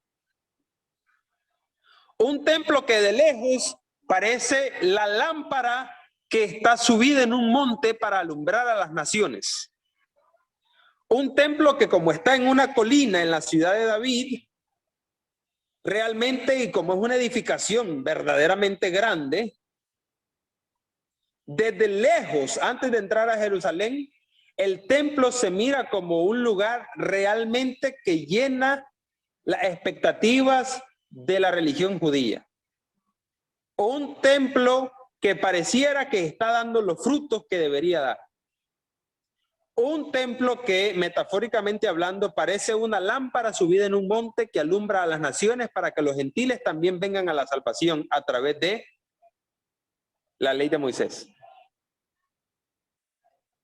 Un templo que tenía como propósito, dentro de su misma estructura, recordemos que en el templo estaba el lugar santísimo, el lugar santo, el atrio de los varones, el atrio de las mujeres y el atrio de los gentiles, que era el atrio más exterior del templo. ¿Se acuerdan? Cuando nosotros leemos los evangelios nos damos cuenta que están esos atrios en el templo. Y el libro de los Hechos también habla de los atrios de los gentiles, el atrio de las mujeres. El atrio de los gentiles entonces era la parte más externa del templo, y era el lugar para que los que no eran judíos pudiesen venir a adorar a Dios y que de alguna manera se vincularan con la religión judía, se vincularan con la salvación, se vincularan con la intención que Dios tuvo desde el principio. Dios tuvo desde el principio la salvación de todas las naciones, porque Pablo dice en Gálatas 3:8 que Dios le anunció el evangelio a Abraham cuando le dijo: en ti me serán benditas todas las naciones de la tierra. Ahí está la naturaleza universal de la salvación. Desde el inicio Dios tenía el plan de salvar a todos, pero en el proceso del antiguo pacto y de la comprensión de ese pacto en la nación de Israel, los judíos se terminaron creyendo exclusivos. Y de esa manera, poco a poco, se olvidaron de la misión que tenían de ser una luz para las naciones, como dice Isaías. Entonces, ya en el tiempo de Jesús, realmente el judaísmo, especialmente los líderes religiosos, lo menos que a ellos les importaba era la salvación de los gentiles. Tanto así que cuando Jesús entra en el templo y vuelca las mesas de los mercaderes y ve que hay un mercado instalado en el templo, a Jesús realmente no le molesta la actividad comercial dentro del templo. No es esa la razón que le molesta a Jesús. Lo que realmente enciende la ira del Hijo de Dios es que esa actividad comercial, es que ese mercado está instalado en el atrio de los gentiles, según los estudiosos. Y lo podemos ver cuando Jesús dice: hey, han convertido la casa de mi padre en cueva de ladrones. Y recuerda las escrituras cuando dice: la casa de mi padre será llamada casa de oración para las naciones. Ahí está el carácter universal de la salvación. Entonces, según esas palabras de Jesús, lo que realmente, y según el análisis de los estudiosos, lo que realmente enciende la ira de Jesús no es el hecho solo de la actividad comercial, sino que los religiosos que tienen ese dominio mercantil en el templo están dándole más prioridad a enriquecerse a ellos mismos que a poderle dar espacio a los gentiles para que vengan y de alguna forma se vinculen a la salvación. O sea, están excluyendo a los gentiles, están haciendo una cosa en detrimento de la otra. De lejos tiene la apariencia el templo como la higuera de tener buenos frutos. Sin embargo, Jesús tiene que purificar el templo y erradicar, desarraigar esa actividad comercial, porque lo que están haciendo es impidiendo a los gentiles que puedan entrar de alguna forma al pacto y a la salvación. Así que la maldición de la higuera está, según el contexto literario, la lectura diacrónica, está relacionada y su significado deviene más como una símil, como una comparación de que lo que Jesús hizo con la higuera fue lo mismo que hizo con el templo. Que realmente lo que ocurrió con la higuera era lo que tenía que ocurrir con el templo y que ocurrió al fin y al cabo en el año 70 de la era cristiana. El templo fue destruido por los romanos. Cuando la ciudad de Jerusalén fue sitiada por los romanos y destruida en el año 70 de la era cristiana. Entonces, el templo tenía buena apariencia como la higuera, pero el fruto que realmente tenía que perseguir la nación de Israel, los judíos, era poder ser luz para las naciones, poder ayudar a los gentiles a entrar al pacto, a entrar a la salvación. Pero como los líderes religiosos del tiempo de Jesús prefirieron enriquecerse que hacer esa misión, que cumplir esa misión de salvación, por eso Jesús purifica el templo. Y la maldición de la higuera solo es una historia paralela que cobra sentido en el contexto de la purificación del templo. Espero haberme dado a entender con esa explicación y ese ejemplo de lo que significa lectura diacrónica. ¿Alguna consulta, hermano? ¿O comentario al respecto? ¿Alguna duda que haya quedado en el aire con esa explicación? Yo sé que a veces mis exposiciones surten más dudas que satisfacción. A veces mis exposiciones hacen que en usted surjan más preguntas que respuestas. Pero es que esa es mi tarea. Mi tarea no es satisfacer su conocimiento. Mi tarea es inquietarlo a que usted busque más, busque aprender más.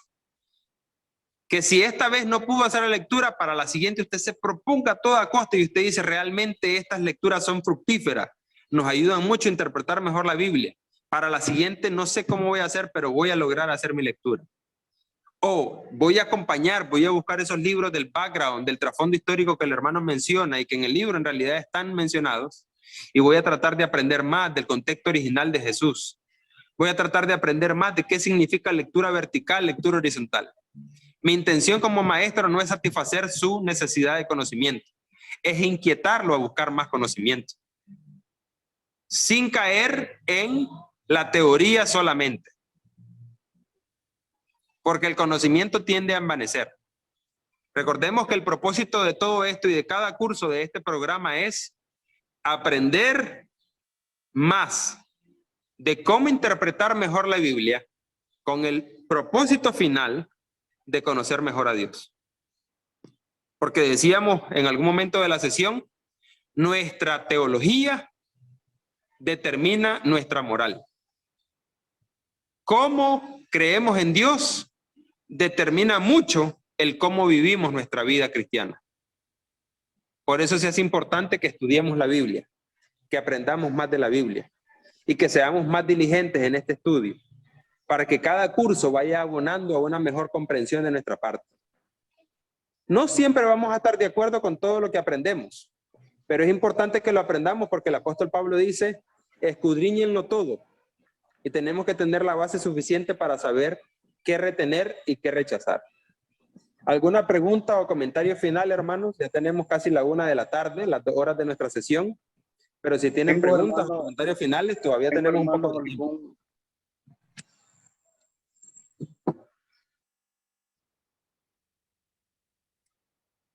Me parece que el hermano Humberto estaba queriendo hablar. Hermano Humberto. Sí, sí, yo estaba queriendo hacer, bueno, un comentario y a la larga quizás a lo mejor una pregunta porque tengo una mi duda. Entiendo perfectamente que la lectura horizontal es que si tú lees un fragmento de cualquier parte del Evangelio, debes de considerar sus paralelos. Luego, entendí también perfectamente la explicación que usted acaba de dar sobre la lectura diacrónica, poniendo el ejemplo de la higuera. Lo entendí perfecto. En lo que yo tengo mis dudas es en la lectura vertical, porque yo tenía quizás ya mi prejuicio y yo entendía que lectura vertical es una lectura que uno hace selectivamente y de corrido sin considerar los contextos o sin considerar los paralelos. Me corrige, por favor. Ah, sí, claro. Usted ya tenía una presuposición, hermano. Correcto. La presuposición era que la lectura vertical es como hacer una lectura sistemática del Evangelio. Capítulo 1, capítulo 2, capítulo 3. Le comprendo así es. Obviamente todo. Digamos, yo cojo un texto simple, lo leo de corrido, lo interpreto, pero no le busco el contexto ni le busco los paralelos. Eso es lo que yo entendía como lectura vertical. Ah, ya, ahora sí entendí mejor su presuposición. Su presuposición era, digamos, nosotros vamos a leer las bienaventuranzas. Mateo capítulo 5, versículo 1 en adelante. Esas bienaventuranzas, obviamente usted puede leer solo ese pasaje, capítulo 5, versículo 1 hasta como el versículo 11 o 12 creo que llega. Usted puede leer solo ese pasaje y enfocarse solo en ese pasaje. Y usted puede aprender mucho solo leyendo ese pasaje de manera descontextualizada. Sin embargo, lo que estamos proponiendo con lectura vertical más bien es que cuando leemos, recordemos que acabamos de analizar tres tipos de lectura. Dijimos lectura horizontal, lectura vertical y lectura diacrónica. Lectura horizontal decíamos que era comparar un pasaje que está sinóptico entre Marco y Mateo, por ejemplo, o entre Mateo, Marcos y Lucas. Lectura vertical, decíamos que era la lectura, según los autores del libro de texto, que no lo estoy diciendo yo, es cuando nosotros estamos leyendo un pasaje específico, una perícopa técnicamente hablando, y estamos en nuestra mente tratando de amalgamar o articular, bien dicho, articular que ese pasaje tiene un contexto histórico original del tiempo de Jesús, o sea, el contexto de cuando Mateo está hablando. Por ejemplo, vinieron los fariseos y los herodianos a tentar a Jesús con la pregunta del pago de impuestos. Eso tiene un contexto histórico original. Jesús, los fariseos, los herodianos, ¿quiénes eran? ¿Dónde se dijo? ¿En qué ciudad estaban? Eso es el contexto histórico original, primario, el contexto de Jesús. Pero luego Mateo está contando eso a una iglesia que está en Antioquía, que obviamente no tiene la misma situación del pago de impuestos que tenían en Jerusalén. Que si Antioquía es una colonia romana también dentro del imperio y que también paga impuestos, sí. Pero que obviamente la situación era un tanto distinta porque no estamos hablando... Es que Jerusalén tenía particularidades muy específicas dentro del imperio romano. Porque recordemos que ahí está una religión que es muy distinta a todas, la religión judía. Pero entonces, el contexto, la lectura vertical es la que nos hace a nosotros en nuestra mente inquietarnos en que cada perícopa tiene dos contextos, el original primario y el contexto de los receptores del evangelio, el secundario, el contexto histórico de qué estaba pasando en la iglesia en Antioquía por la cual Mateo decide contar esta historia, esta parte de lo que Jesús enseñó, Mateo decide contarlo aquí. Y la lectura diacrónica es aquella que evalúa la perícopa a la luz de su contexto literario. Con contexto literario estamos refiriéndonos al hecho de que Mateo capítulo 5 obviamente está precedido por el capítulo 4 Y las bienaventuranzas están precedidas por los siguientes versículos que le continúan en el capítulo 5. Como el ejemplo de la higuera que ya pusimos. La lectura diacrónica con el ejemplo de la higuera es la mejor explicación. Entonces, cuando uno lee cualquier pasaje de los evangelios, tiene que tratar de considerar una lectura tridimensional, por así decirlo.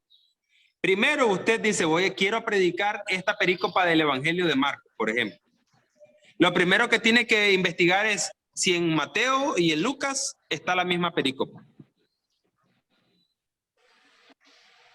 Si está en Lucas y en Marcos, entonces usted tiene la tarea, antes de predicar, de ver, de comparar sincrónicamente, verticalmente, cuáles son las diferencias en el relato de Marcos y el relato de Lucas. Por ejemplo, hablando del endemoniado gadareno, Marcos solo menciona un endemoniado, mientras que Lucas menciona 2 endemoniados. ¿Por qué Lucas menciona 2 endemoniados? Bueno, porque en el evangelio de Lucas, la mayor intención de Lucas es demostrar que Jesús tiene poder para liberar de demonios, para sanar enfermos. Entonces, yo sé que para nosotros no es ningún problema aceptar que suena más poderoso sanar a 2 endemoniados que sanar solo a 1. Obviamente requiere el mismo poder, pero suena más poderoso sanar 2 endemoniados en lugar de solo 1. Entonces, la lectura sincrónica vertical es aquella que nos inquieta a buscar si esta perícopa que es seleccionada para predicar el domingo tiene paralelo en alguno de los otros evangelios. Si no tiene paralelo en los otros evangelios, entonces se descarta la necesidad de una lectura vertical. Luego vamos con el segundo nivel de lectura. La lectura horizontal. Lo que estaba hablando anteriormente era la lectura horizontal. Luego, vamos con la pregunta de, este pasaje, esta perícopa que quiero predicar el domingo, tiene que tener un contexto original primario. ¿A qué pasaje me estoy refiriendo? ¿Qué está pasando en la vida de Jesús en este momento? ¿Por quiénes está siendo tentado? ¿O a quiénes se está dirigiendo? ¿Se está dirigiendo a los 12 discípulos? ¿Se está dirigiendo a una audiencia muy grande? ¿O se está dirigiendo a los fariseos?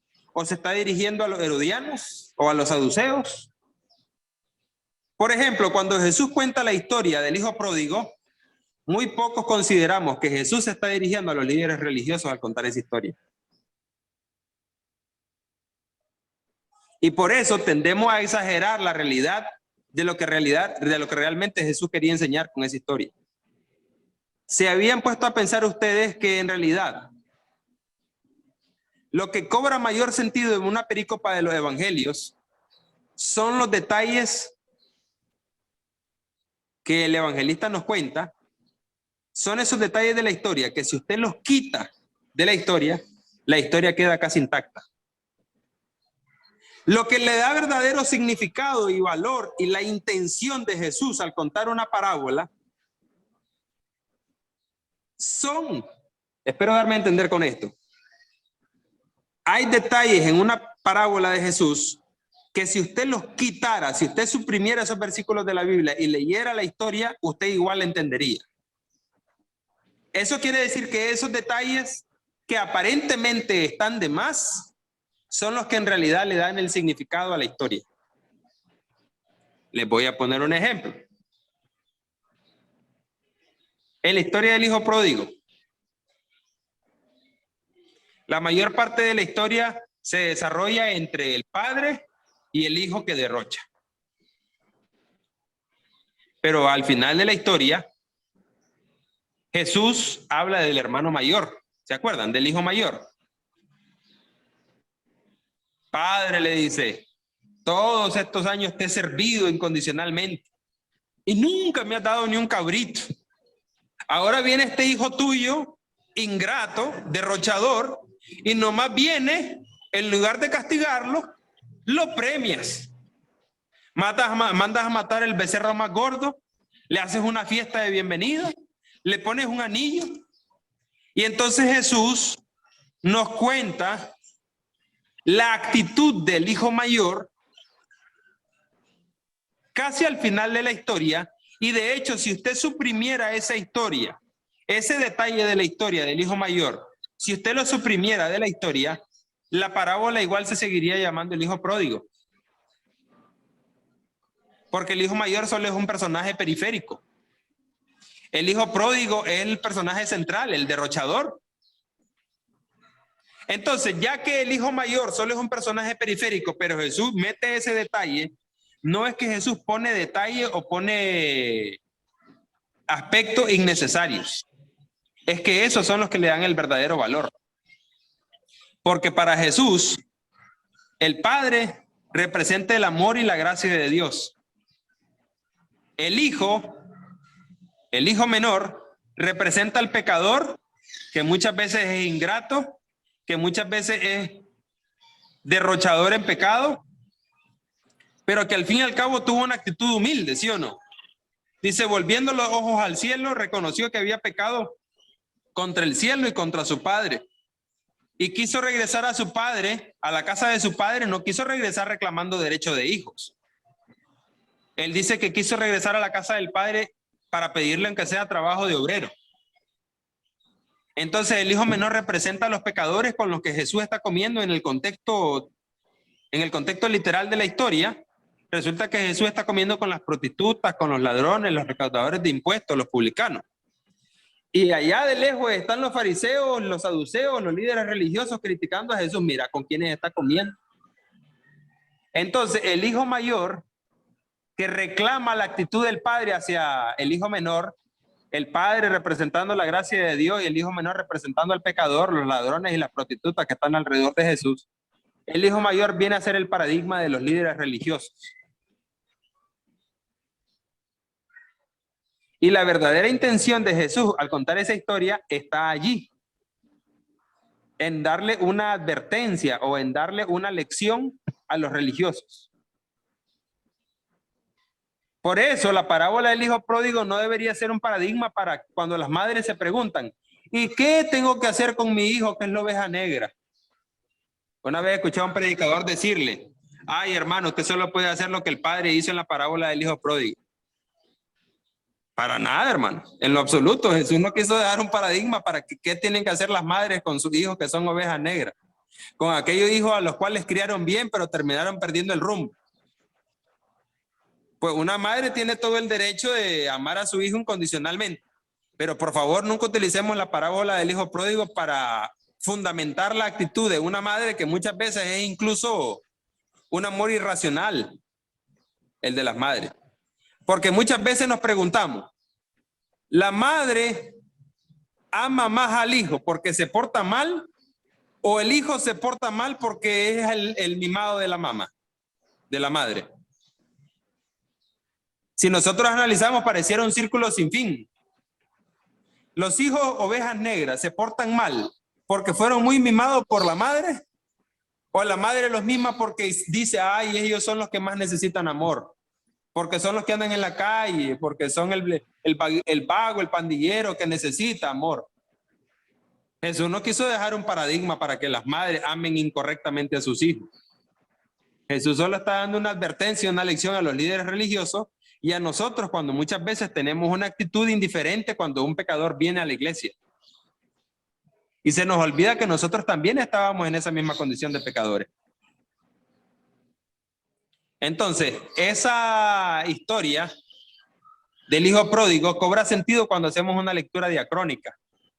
Cuando no solo leemos la parábola del hijo pródigo, sino que hizo facto, después de la parábola, el evangelista nos explica que Jesús contó esa historia porque estaban allí unos religiosos criticando que él estaba comiendo con publicanos y prostitutas y ladrones. Eso es lectura diacrónica. Lectura vertical es cuando nosotros nos inquietamos por buscar cuál era el contexto primario. Por ejemplo, si usted tiene Marcos capítulo 12 y usted tiene la cuestión del pago de impuestos, la primera tarea que usted tiene como maestro de la Biblia es investigar quiénes eran los herodianos, quiénes eran los fariseos, cómo era el pago de impuestos en el tiempo de Jesús, a quién se le pagaba y cuánto se le pagaba de impuestos. Toda esa información que es contexto histórico primario es una tarea a investigar cuando usted va a predicar esa perícopa. Pero luego, tratar de responder, ¿qué necesidades tendría la iglesia en Antioquía a la que Mateo se dirige para que él contara esta porción de la vida de Jesús. Otra cosa más que me gusta dentro de ese mismo capítulo 12 de Marcos es que Jesús termina una máxima, como dicen los autores. Jesús termina una enseñanza crucial y famosa hasta el día de hoy. Termina diciendo: den al César lo que es del César y a Dios lo que es de Dios, ¿sí o no? Y Jesús advierte en el pasaje que se tiene que pagar impuestos. O sea, Jesús enseña que hay que pagar los impuestos. Es un deber ciudadano. Mientras estemos en este mundo, tenemos deberes como ciudadanos.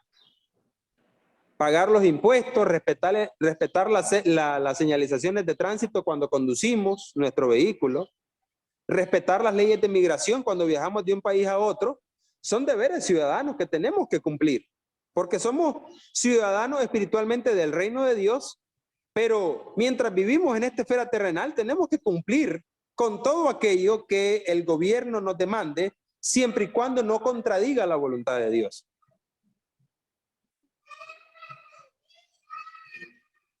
Sin embargo, aunque queda claro qué significa dar al César lo que es del César en la enseñanza de Jesús, la respuesta que no se responde, la pregunta que no se responde isofactamente, ¿y qué significa dar a Dios lo que es de Dios?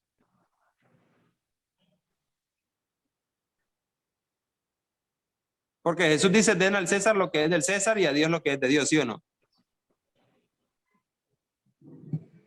Bueno, nosotros decimos: al César lo que es del César significa pagar los impuestos. Y darle a Dios lo que es de Dios, ¿qué significa?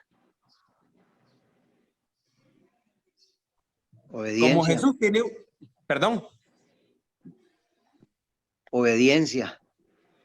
Sí, exacto.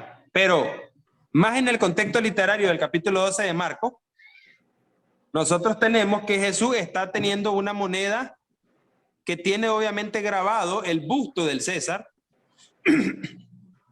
Y él está diciendo: ¿de quién es esta moneda? Advirtiendo o preguntando que quién está en la moneda. El César está en la moneda. Entonces, si esta moneda fue impresa por el César, significa que es del César. Devuélvansela al César. ¿Cómo? Pagando los impuestos. Así que el argumento de Jesús es: hay que pagar los impuestos porque el dinero con el que se pagan los impuestos tiene la moneda, tiene impreso la imagen del César. Entonces, ¿qué es lo que debemos dar a Dios? Si tenemos que darle al César la moneda que tiene su imagen impresa, lo que deberíamos de dar a Dios es aquello que también tiene su imagen impresa. ¿Y qué es lo que tiene la imagen de Dios impresa en sí mismo? Nuestra vida. Nosotros mismos. En usted y en mí está la imagen impresa de Dios. Génesis 1:26, si se los recuerdo. Hagamos al hombre a nuestra imagen, conforme a nuestra semejanza. ¿Sí o no?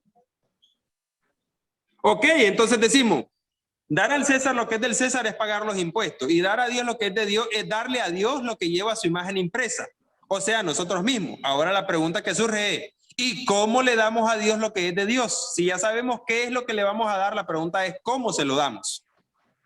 No corre mucho Marcos para responder esa pregunta.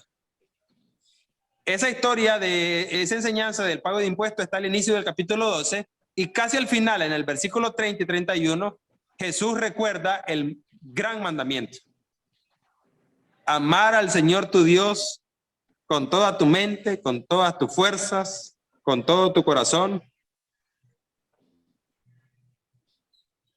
Entonces, ¿qué debemos dar a Dios? Lo que tiene su imagen impresa. La pregunta es: ¿cómo? Amándolo con toda nuestra mente, con toda nuestra fuerza, con todo nuestro ser, con todo lo que nosotros somos. La idea de amar a Dios no es solo amar a Dios cuando vamos al culto, a la iglesia. Amar a Dios con todo nuestro ser significa amarlo, honrarlo con todo lo que hacemos y con todo lo que somos. En el trabajo, en la casa, en la iglesia, seamos pobres o seamos ricos, seamos hombre o mujer, joven, adulto o anciano. Amar a Dios sobre todas las cosas significa entregarle todo nuestro ser a Él y honrarlo con todos los aspectos de nuestra vida. Esa pregunta se responde solo a la luz de una lectura diacrónica, porque leemos el capítulo 12. Al inicio del capítulo, la pregunta del pago de impuestos. Solo corremos unos pocos versículos más y ahí está la respuesta. Amarás al Señor tu Dios sobre todas las cosas, con toda tu mente, con toda tu alma, con toda tu fuerza, con todo tu corazón. ¿Alguna otra pregunta, hermano? Gracias, hermano Humberto, por su comentario. Muchas gracias por su explicación. Pero hemos quedado más claro. Si no hay más preguntas y comentarios, hermano, entonces vamos a tener que despedirnos porque ya estamos en tiempo.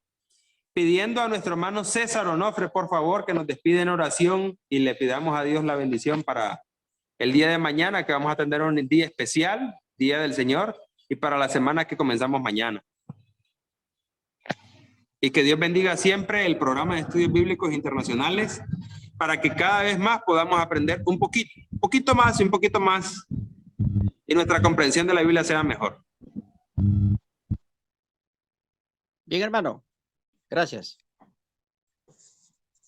Señor bendito, Padre Santo, Padre amado, reconocemos, Señor, tu grandeza.